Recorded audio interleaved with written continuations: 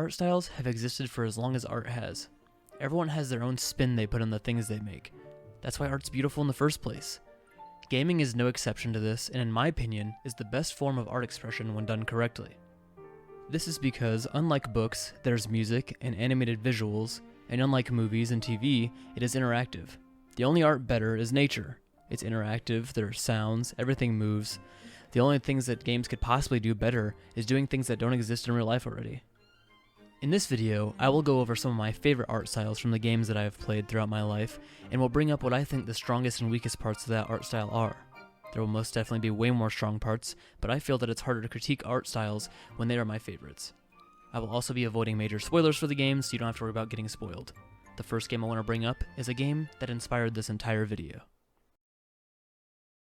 Bommer Cyberfunk is a skating-inspired 3D platformer developed and published by Team Reptile. It also takes a lot of inspiration from Jet Set Radio, which was released 23 years prior. You start out as a band of 3 people trying to gain reputation by tagging to become the best crew. The animation style looks like Jet Set Radio, but also has a Team Reptile spin on it. The game is purposely animated to mimic that Dreamcast and PS2 style, and I think it adds to the charm that the game needs and makes the style stand out. The main areas of the game are bright and colorful, the cities are vibrant and full of life, and even the spray paint art is fun to look at. The real visual standouts to me are the dream segments. In the game, your character has lost his memories and is trying to get them back, along with helping his crew/friends become the best they can. These memories come back through dreams. Although these dreams aren't just cutscenes you watch. You first have to go through an obstacle course of sorts to get to that memory at the end. Everything is distorted in this dream, and the skybox is a colorful, swirling mess that just adds to the amazing atmosphere to really shoot this game up there to my favorites when it comes to visuals. The music in this game is top-notch, but I want to save that for another video. Bommer Cyberfunk's art style lets me experience an imitation of what it would be like to play the games in the early 2000s, and I completely understand the hype around these older games. The only problem with this is that, like those older games, some things can get jumbled up if there's too much going on at once. Other than that, there are no serious complaints about the game's art style. A side note before we move on to the next game is the ability for custom character models. Seeing your favorite video game or anime character thrown into the game with that style, it almost feels official, and it's kind of unbelievable.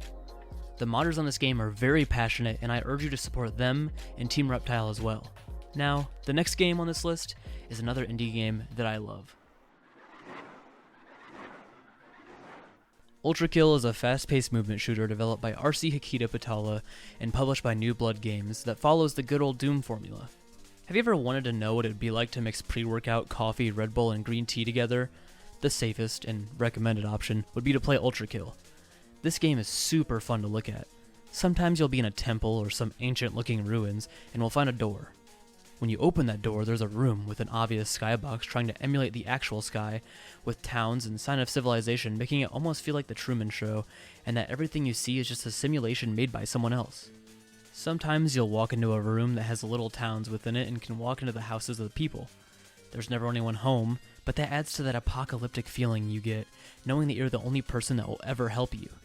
I love that you never have to hesitate. If something moves, it's an enemy. The enemy design in this game is also amazing. There are 4 major types of enemies: husks, which are basically zombies that used to be human, demons, who look like statues carved by the Romans, machines, which are usually mass-produced weapons of destruction, and finally, angels, which usually hate you for some reason or another. The boss design is amazing as well. When I fought the corpse of King Minos, I was terrified. This monstrous enemy staring you down, trying to crush you by all means necessary.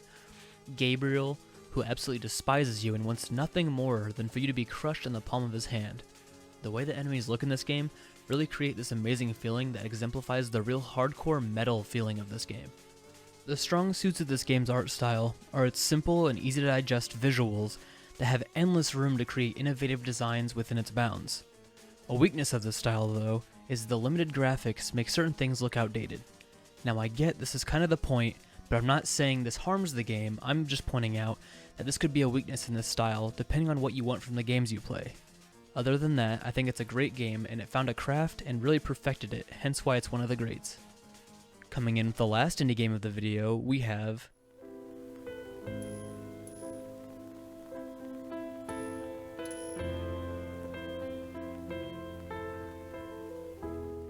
Katana Zero is a pixel art action game developed by ASCIIsoft and published by Devolver Digital.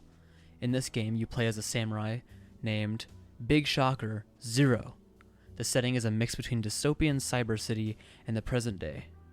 The main reason I put this game on this video is the insane level of detail in the backdrops of all the levels.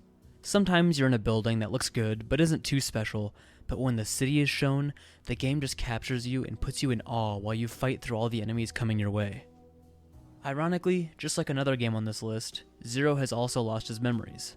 Getting them back is important, but also a lot more confusing than the previous entry on this list. Zero is visiting a psychiatrist who is helping him through these struggles that he's having by giving him a drug called Chronos. I want to avoid any spoilers, so let's move to the art. I love when games are pixel art because they want to be and not because they have to be. I know there's games that look great that are older and forced to look like this, but when developers want the game to look like this, they really put the effort in. There's so much detail and heart put behind every single backdrop and foreground in this game. One thing that works really well with this style is the ability to have super complex and deep animations and detail, while also having the ability to be very basic. This is necessary for gameplay to go smoothly, and the way they transition between complex and simple is just so amazing. You can slow time in the game for a multitude of reasons, but one is deflecting bullets. These bullets look very simple, but it makes it easy to look at and understand it. On the other hand, the non-gameplay elements, such as the sessions with the psychiatrist and Zero's apartment, have huge amounts of detail shoved into a screen because it's super fun to look at. This gives you the best of both worlds. The highlight of this game for me is the way they draw the sky. It always looks so amazing and just captivates me so much that when it isn't there, I'm genuinely wondering when I will see it again because it's just so colorful and looks different almost every time you see it. I don't want to fish for complaints, so I'll just say the only complaint is that there isn't enough of the sky in the game. The last game in this video is a part of my favorite game series of all time.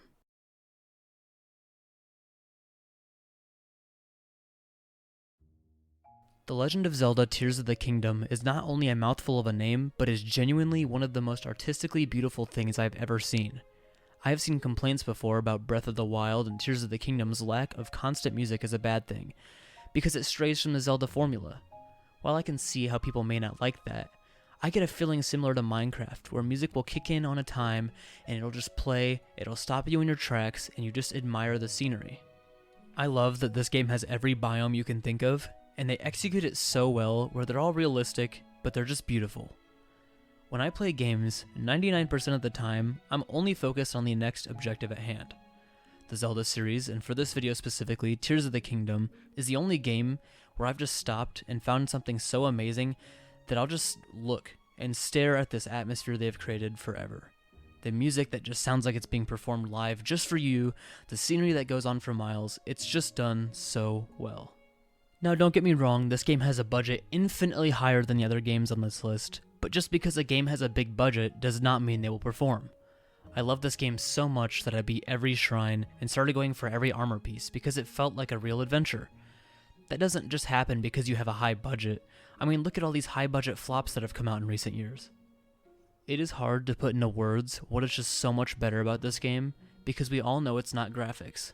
While they're good, it is still running on Switch, so we'll never see it achieve these top-tier graphics, which is my only complaint about the game. The art direction carries this game to new heights that are rivaled only by games like Elden Ring. While these games may not have the most unbelievable 4K graphics that some of these games still manage to have, they somehow overpower these games by just being more beautiful. These 4 entries have been some of the games that stood out to me while playing them. And while I do love the art styles for these games, they're not the only games that I think are amazingly directed when it comes to art. I would be more than happy to turn this into a series where I go through games and overview how much effort and beauty is really in these games. If you want to see that, let me know by liking the video or commenting, or even both. If you have a game that you think looks amazing, go ahead and suggest it, and it just might make it into one of these future videos. I would like to thank you all for watching to the end. I'm just starting out, but I'm finally getting to the point where this comes naturally. My goal is to entertain you by talking about the things that I and others love. This video was very fun to make, even though it took a while and a lot of effort, so any support on the video helps. Thanks again for watching, and I will catch you in the next one. God bless.